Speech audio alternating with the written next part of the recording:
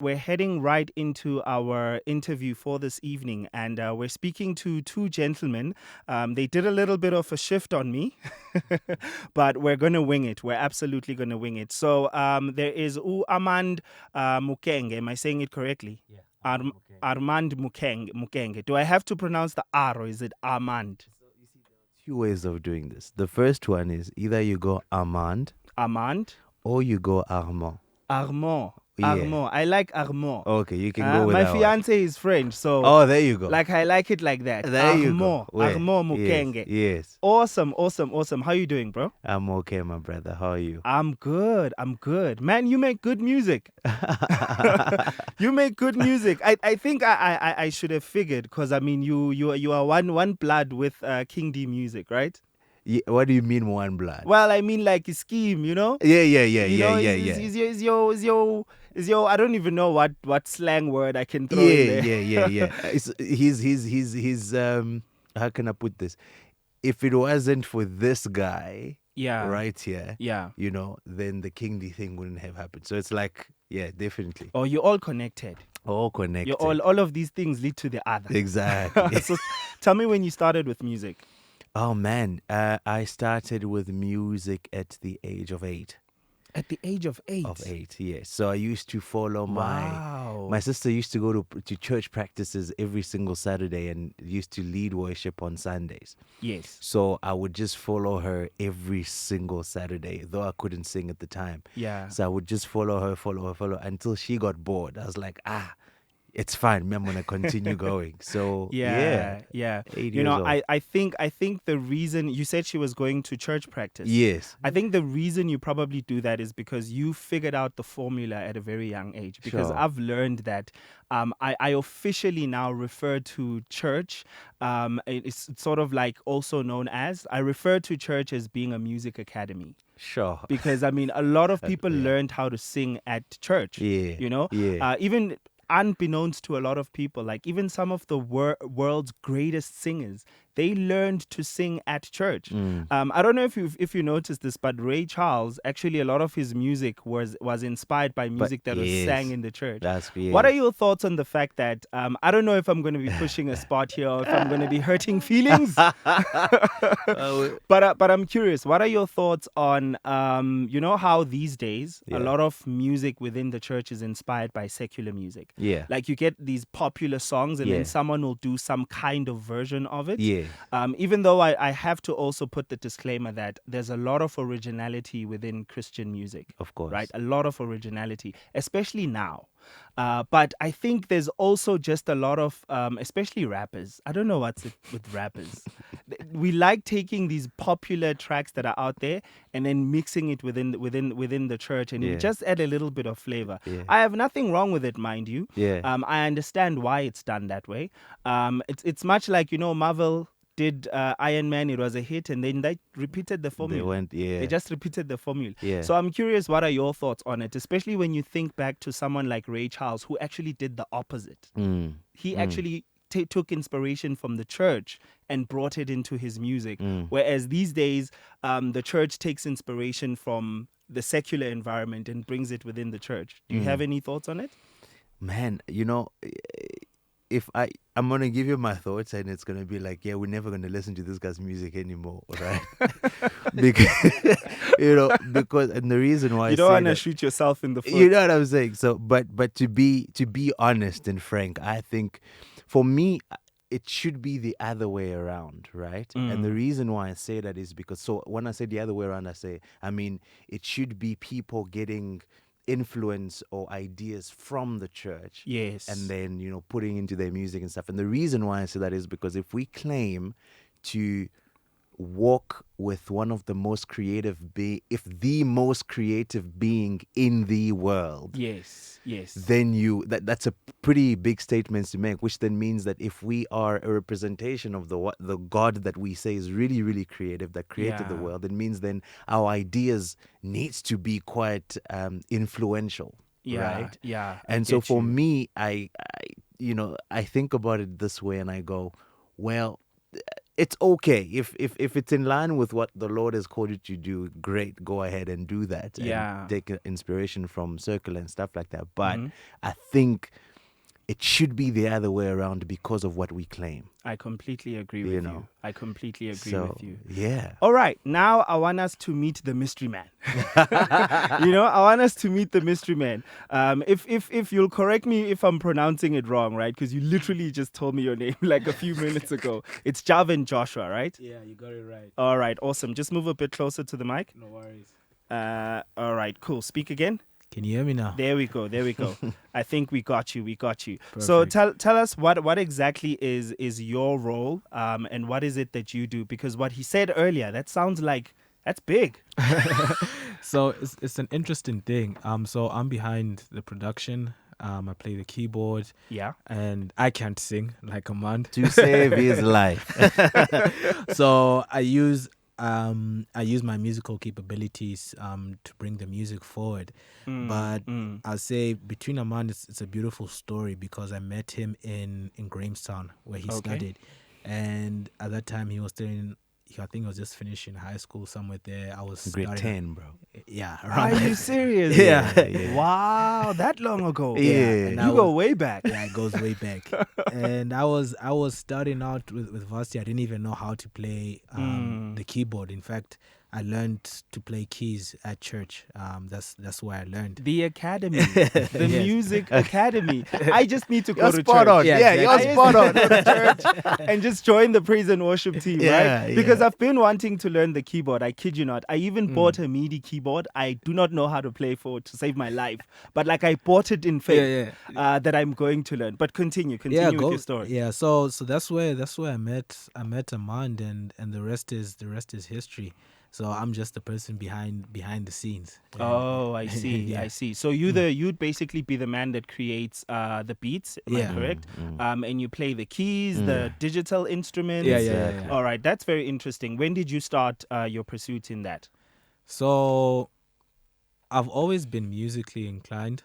Let me put it that way. Mm-hmm. But professionally, we started 2 years ago. Well, I started producing beats 2 years ago, but I've been playing the keyboard, I think, since 2010. Yeah, so it's a bit of both. Yeah. 2010. That means you've over a decade now. Yeah, but it feels like it was This just man is yesterday. old. Like you've got 10 years on your belt. I'm telling you. But time flies, bro. So time flies. here's what I'm interested in, right? Okay. Because what I've come to realize about artists is the fact that there are a lot of people who know how to sing. People who just shock you in the kitchen. They know what they're doing. They want you to know that they can sing. But there's a difference between those people and then people who have been doing it with a sense of discipline, like over a period of time. They've been through rehearsals. I'm sure even you, Armand, you've noticed that there's been a shift between 2010 you and now you. Definitely. Unless you're one of those, I woke up like this. I've always been like this. No, you're spot on. You're spot on. Yeah. When I first started singing, like at the age of 8, I Yeah. couldn't hold the note properly. Like, it was bad at the age of 9, and it was horrible. I only started to get it at around 10, 11, right? I see. So fast forward to now, it's like you're definitely spot on. The way I sang in 2010, the way I sang in 2013, 15, completely different, because again, it's like the more time, that 10,000 hour Malcolm Gladwell. Yeah, Yes, it's that. I think it's that. It's the more you do it, the more you realize the mistake that you're making. Yeah. And also doing it not just by yourself, but with people who have been doing it for a while. And I think for me, that's a privilege and grace that God really has really been present in that space, because you're singing and you have somebody next to you who can tell you, bro, you were flat there, right? Sometimes before I couldn't tell what flat was, right? But the more I did it, and somebody will tell me, dude, you're flat. Then I picked it up. Then I'm like, oh, okay, cool. This is what flat is. Then I need to try to avoid it. So the more you do it, the more you get better and better. So definitely, you're spot on right there. You're spot on. Oh, wow. That is incredible. So here's the thing now. a lot of young people are, especially living within the continent of Africa, right? We don't have, one thing I love about Americans, I don't know if you guys have realized this, you'll find them coming with some, maybe like this mic. Like, you know how much this mic costs, right? Yeah. And then the Americans will go, it's only $200. Only. Do you know by the time it gets here, like how many dollars will be added upon and upon and upon? Yeah. You know what I mean? Yeah. And it's the thing that we don't have the privilege to be like, oh no, I'm just going to go do music classes, because that's expensive, because it means if you're going to go do music classes, you must pay for those classes. There's a lot that comes with, even just a simple sport like riding a bicycle will break the bank, right? And now I'm wondering, what are your guys' thoughts on, because from what I can gather, what contributed to your growth, one of those things is obviously the musical academy that is church, right? And I'm wondering, what are your thoughts on like building a community? And by I'm actually more referring to like just meeting with friends and making music. Sure. I don't see a lot of people just focusing on that. It's like, if I'm going to meet up with you, we're making an album. We're not meeting to just make music and see what comes out of it, right? And I don't know if you've had that experience, like you guys just got together and then made music. But I want to hear your perspective, Javan Joshua. So before I touch on that one, on the accessibility thing, just to put a note there, is that I'll say it's a big challenge in Africa where we live, but at the same time, with what the internet has provided for us, there's a lot we can learn online. For example, for me, a lot how I I play, I learned it on YouTube, and there were a lot of music, a lot of YouTube videos that I would just search, and then I would learn from. The same thing for music production. You make me feel so bad about myself. When you have unkept internet. And Exactly. I could have been doing that. Yeah. So I just thought I would just put that for anyone who wants to learn, and they're wondering, where can I start? There are things out there which are for free. The main thing is just start. But to answer your question about the professionalism and getting that, just playing with friends, I'll say that's the important thing. And I think that's the key thing in terms for gospel music, as compared to secular music. Secular music, you're looking at, okay, you want to create a professional song, and then you want to say whatever you want to say. For gospel music, yes, it needs to be professional, but at the same time, God needs to be there, not just in the lyrics, but in the music, the sound, and the everything. energy, that's part of it with the people where you practice with one another. So even when we started playing together, even before we started doing albums or anything like that, we just got together. How you doing, bro? How is life? Just getting to know one another, and then the music started to flow from there. The basic principle of fellowship. And for me, that's, I say, it's the key thing in gospel music that is very important, where we need to get with one another, know one another, and also put God in the music, not just in the lyrics, but in also the technicality of it. Sure. And what I mean by the technicality of it, if you think about it, when you read the Bible, the devil, at one point, he was the custodian of worship with the angels there. Yeah. And many people forget that even though you can't sing, how you play, there is a spirit behind it. So even for me as a believer, I always think about God, use what I'm bringing forward with the music that I have. So I hope that answers your question. Definitely. I think you really, you answered it in many, like in the different aspects of the question, right? Yeah, sure. I really love that. I'm actually glad that you came, right? Because I love when it comes to music, a lot of times, to the masses, the people that get exposure, it's the artist, and everyone focuses on the artist.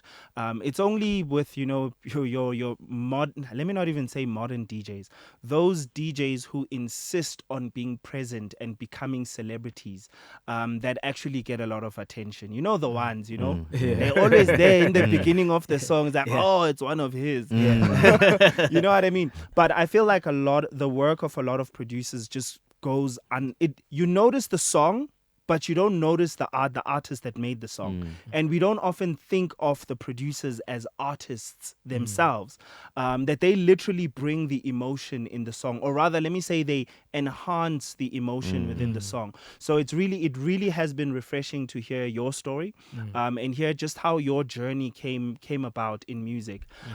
So you are from the DRC. Yes, I am. Awesome. When did you come to South Africa? 2007. Oh, wow. It's been a while. You one of us now. You belong here. You. Definitely. You are one of us. Huh? I think I am, but sometimes, it's like, am I not? But yeah. Do you think that because I've listened to a number of Congolese music. Yeah. My person dances to it all the time, and she gets me to do that thing you guys like doing. Oh yeah. Oh yeah. Oh yeah. Yeah, I've listened to a number of Congolese music, and I Yeah. feel like it's very, very contextual music. Sure. You really need to some extent, if you don't understand the culture and you listen to the music, you can appreciate it. But when you understand the culture, you appreciate it a lot more. Because I think there's a thing with us black music, basically, where, and I'm not just saying it's unique to us, but a lot you find that our music tells the stories that the narratives of our communities, Sure. right? Because I've heard a lot of Congolese music where they'll literally sing about something that you'd experience in a township, right? Yeah. Like this one falls in love with this one, and then the father doesn't want me to be with her, but the father wants her to be with that one, and now there's beef between me and the father, and that's a song. Yeah. Right? That's the song, and that's the scandal. Yeah. I really love that. Do you feel like Congolese music has influenced the music that you make now? Does it continue to? Yeah. Because another thing I want to put into play, which is also a question that I have for you, we have to be honest that we are very influenced by the West. Yes. We're very influenced. Yes. So do you think that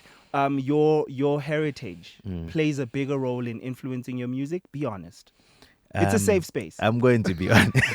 I'm going to be honest. Look, I think it does influence, not as much as I would love to, right? So, for example, the rhythm, right? The way we lean on the beat is slightly different than a lot of people, right? A lot of different Cultures. you know what I'm saying? Yeah. So the way we lean on the beat, that definitely, I kept that with me. The way we write simple songs, right? So I've kept that with me as well. And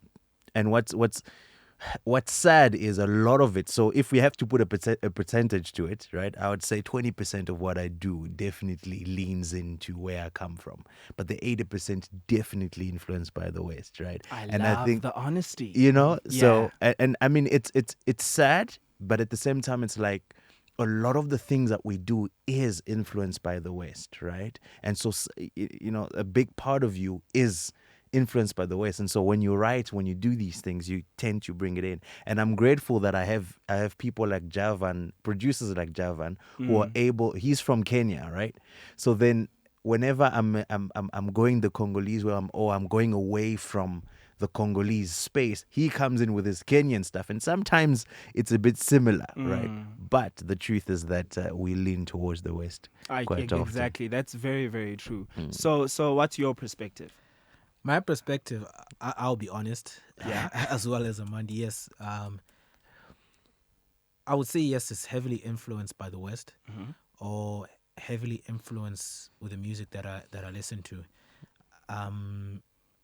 I know this is a very generic answer, but I like anything that sounds good. So whether it be hip hop, house, contemporary, whatever it is. So that's what I try to bring forward. But most of the time, that is from the West. Yeah.